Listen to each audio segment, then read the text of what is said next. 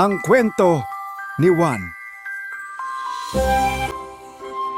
Ang mahiwagang palayo. Sa isang tahimik at liblib na nayon, namumuhay si Mang Lando. Si Mang Lando ay isang mahirap ngunit masipag na magsasaka. Araw-araw binubungkal niya ang lupang maitim at tuyong-tuyo. Kahit anong sipag, kulang pa rin ang pagkain nila araw-araw. Panginoon, isa lang ang hiling ko, hindi kayamanan, kundi sapat na pagkain para sa pamilya. Isang hapon, pagod na pagod siyang umuwi, mabigat ang bawat hakbang. Napansin niya sa gilid ng daan ang isang matandang payat, pawisan at gutom na gutom. Alam niyang konti lang ang pagkain nila, pero nanaig ang kanyang awa at binigyan pa din niya. Lumapit siya sa matanda at buong pusong iniabot ang binalot niyang pagkain. Dahan-dahang tumayo ang matanda. Bago umalis, ipinakita ang mahiwagang palayok at binigay kay Mang Lando.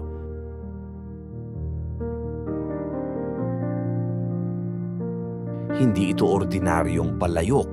Sa mabuting kamay, nagbibigay ito ng biyaya.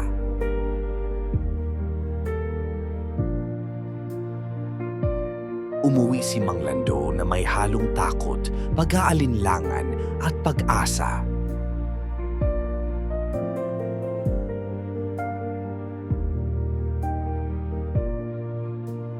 Pagdating, inilagay nila ang palayok sa apoy. Tahimik silang nakatitig dito.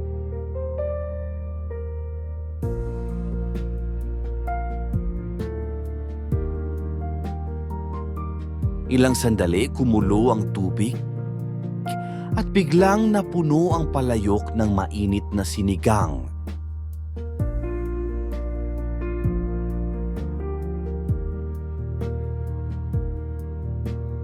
Nako, hindi naman tayo naglagay ng kahit ano. Totoo ba ito? Kumain ang pamilya ng may halong galak at pananalig. Kinabukasan, hindi sinigang, adobo naman. Kinabukasan ulit, tinola. Sumunod na gabi, pritong isda, ginataan at pati prutas. Rosa, hindi na tayo magugutom, sabi ni Mang Lando sa asawa.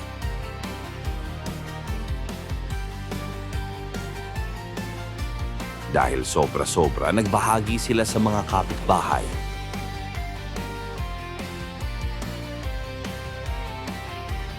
Muling nabuhay ang kanilang nayon. May tawanan, saya at pagkakaisa. Pero hindi lahat masaya. Lalo na si Aling Marta, kilala sa pagiging inggitera at sakim. Bakit sila lang ang nabibiyayaan? Ako dapat, sabi ni Aling Martha. Gabi-gabi, minamanmana ni Aling Marta ang bahay ni Mang Lando.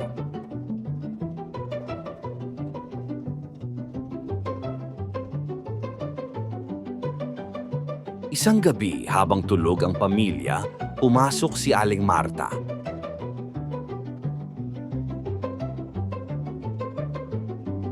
Nanginginig ang kamay niya, hindi sa takot kundi sa kasakiman.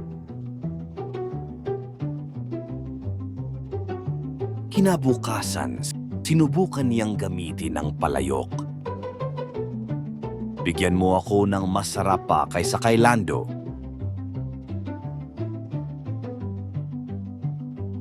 Imbes na pagkain, usok. Sumunod naman ay pulutong ng langaw ang naglabasan.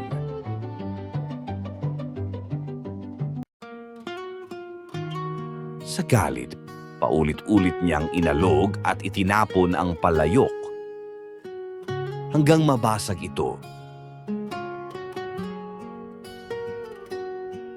Kinabukasan, natagpuan ni Mang Lando ang sirang palayok at mga langaw. Mali, dapat ginamit ko ito ng tama, hindi sa kasakiman, sabi ni Aling Marta.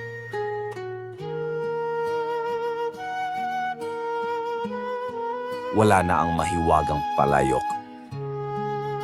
Bumalik sila sa payak at hirap na pamumuhay.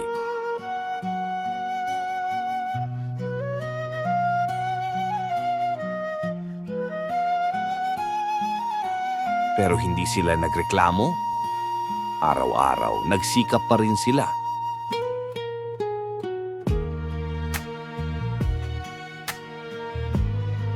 Si Rosa nagpatuloy sa pag-aalaga ng mga bata at lalong sumipag magluto ng iba't ibang pagkain.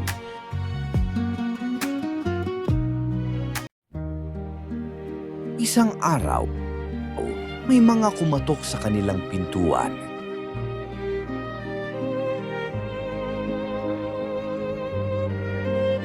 Mga kapitbahay, ang mga tinulungan nila noon.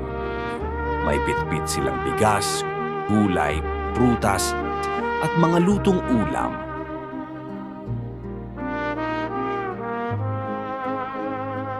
Mang Lando, panahon naman para kami ang tumulong sa iyo.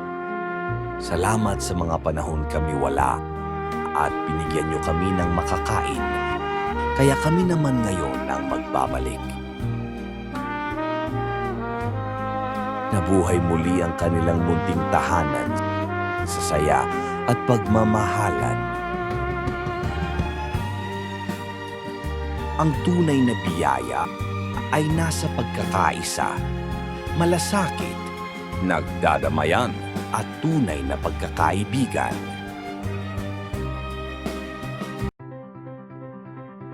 Sa buong nayon naging alamat si Mang Lando. Kwentong paulit-ulit na isinasalaysay sa mga bata.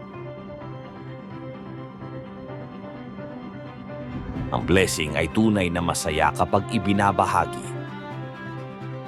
At ang tunay na yaman ay nasa pusong marunong magpasalamat at tumulong sa kapwa. At ito ang kwento ng Ang Mahiwagang Palayok. Salamat sa panonood. Para sa iba pang kwentong alamat, i-like, i-share at mag-subscribe na.